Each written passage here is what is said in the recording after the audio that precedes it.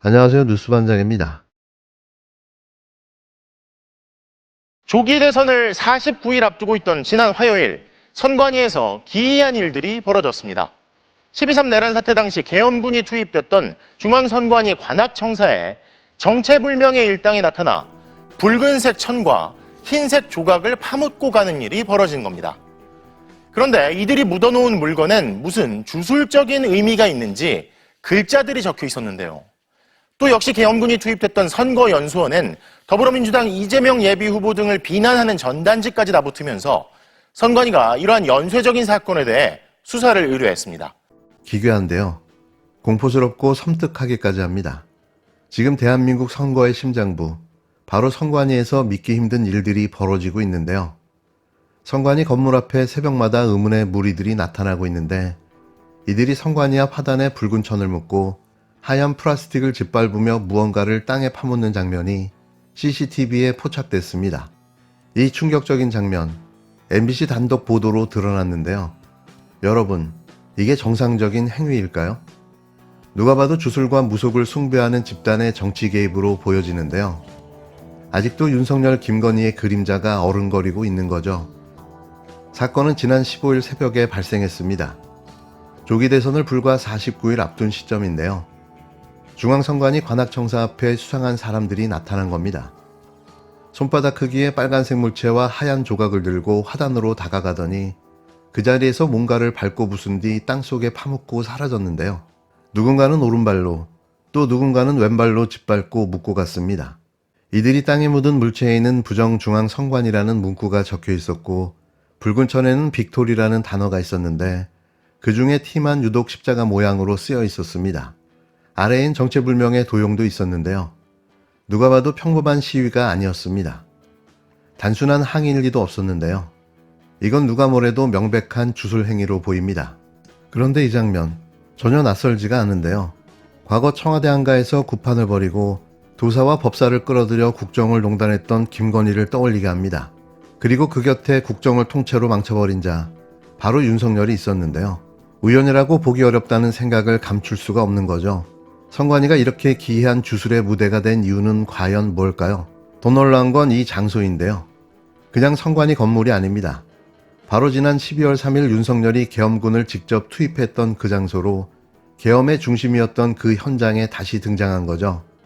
이 수상한 무리들, 그리고 등장한 붉은 천, 십자가, 부정선관이라는 메시지, 이걸 단순한 해프닝이라고 넘길 수 있을까요? 그런데 이런 일은 또 있었습니다. 4월 7일 수원 선거연수원 주차장 곳곳에 수십 장의 전단지가 붙었는데요. 문재인 전 대통령과 이재명 후보를 비난하고 헌법재판관들을 공격하는 내용이었습니다. 이게 그냥 낙서일까요? 명백한 정치 테러 아닙니까? 더구나 이 수원 선거연수원 역시 12.3 계엄 당시 계엄군이 주둔했던 장소인데요. 지금 똑같은 방식의 이상한 주술행위가 선관위 핵심 시설들에서 연달아 벌어지고 있는 겁니다. 선관위 관계자도 중요한 선거를 앞두고 기이하고 황당한 일이 이어져 불안하다고 밝혔는데요.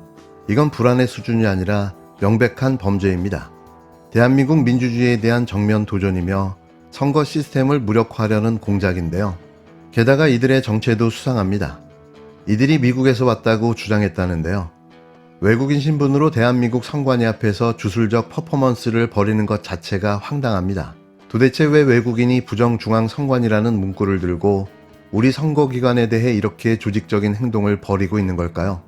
선관위는 CCTV에 찍힌 7명을 경찰에 수사 의뢰했다고 밝혔는데요. 하지만 여러분, 정말 경찰이 이번 사건을 제대로 수사할 수 있을까요? 윤석열이 아직도 사저에 버티고 있고 그가 심어놓은 검사들이 여전히 사법기관을 틀어쥐고 있는 상황인데요. 과연 이 괴기한 사건의 진실이 제대로 드러날 수 있을지 매우 의심스럽습니다. 우리는 기억해야 합니다. 무속 정치로 국정을 파괴한 윤석열, 그 주변에서 벌어졌던 주술 행위들, 그 악몽이 지금 선거를 앞두고 또다시 반복되고 있는 것이 아닌지, 이 사건 절대로 그냥 넘어가선 안 됩니다. 누가 지시했는지, 왜 이런 일이 벌어졌는지 반드시 밝혀야 합니다. 그리고 만약 그 배후에 윤석열과 김건희, 그 무속 네트워크가 있다면 다시는 이 땅에서 민주주의를 농단할 수 없도록 단죄해야 하는데요. 하다하다 별짓을 다 하고 있는 거죠. 이건 단순한 해프닝이 아닙니다. 대한민국 헌정질서에 대한 또 다른 모욕이고 조기 대선을 앞둔 민주주의에 대한 도발인데요. 국민은 알고 있습니다. 이들이 왜 그곳에 나타났는지, 누가 그들을 조종하고 있는지 이제 진실이 곧 밝혀질 겁니다. 윤석열 변호인단의 청년 변호사 5명이 윤 어게인 신당 창당에 대한 기자회견을 예고했다가 4시간 만에 취소하는 4시간짜리 내란 신당 창당 해프닝도 있었습니다. 배이철, 김계리 변호사 명의의 기자회견 취소 입장문에 따르면 국힘으로부터의 압박이 오늘 하루 빗발쳤다라고 합니다.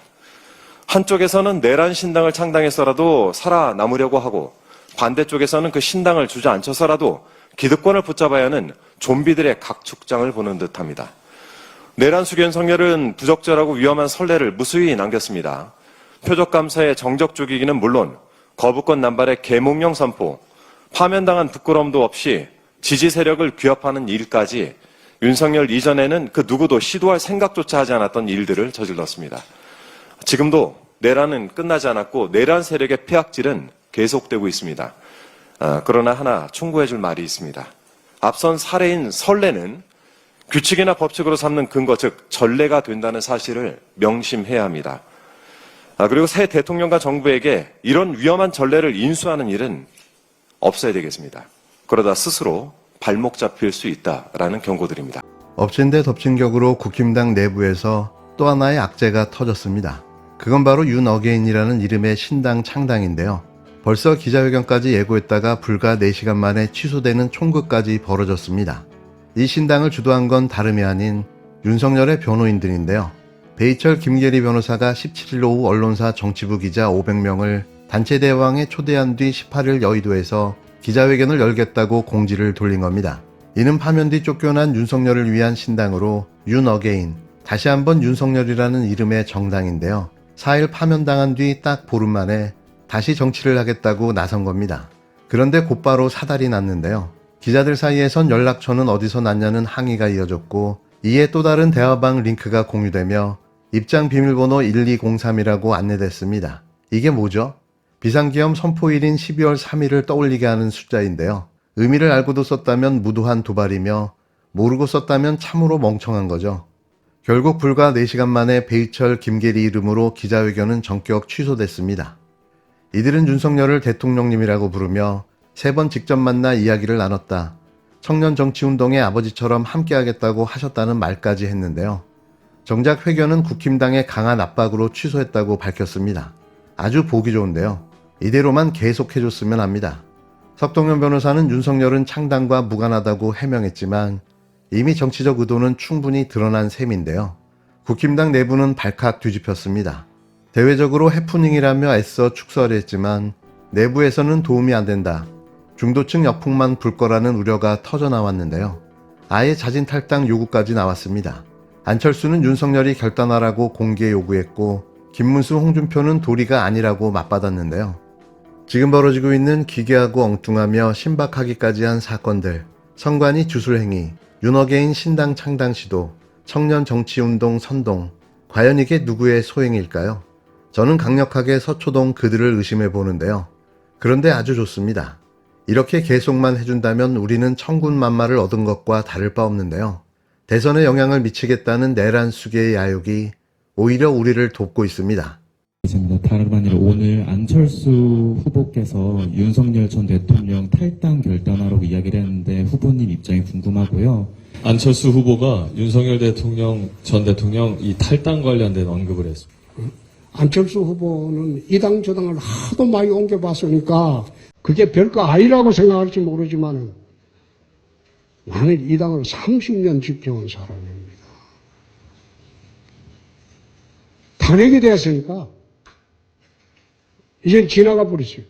과거가 돼버리고 우리가 어떻게 뭉쳐서 미래를 창조할 수 있느냐 거기에 집중해야지. 시체가 돼버리는데 거기 다시 소금 뿌리고 나는 그런 생각으로는 정치하지 않습니다.